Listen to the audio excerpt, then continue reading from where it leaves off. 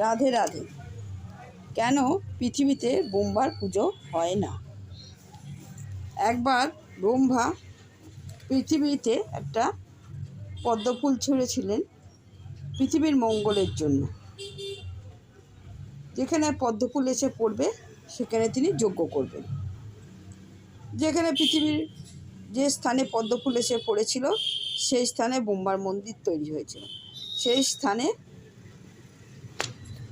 ব্রহ্মা যজ্ঞের আয়োজন করেছিল, কিন্তু যজ্ঞের সময় শুভ সময় চলে যাওয়ার জন্য ব্রহ্মা একটা স্থানীয় মেয়েকে বিবাহ করেছিলেন, কারণ তার পত্নী সাবিত্রী আসতে অনেক দেরি করছিলেন। তার কিছু সময়ের মধ্যে সাবিত্রী এসে উপস্থিত হলেন।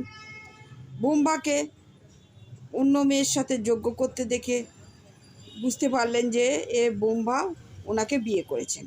তখন সাবিত্রী রাগে ব্রহ্মাকে অভিশাপ দিলেন যে পৃথিবীতে কোনো দিন তোমার পুজো হবে না।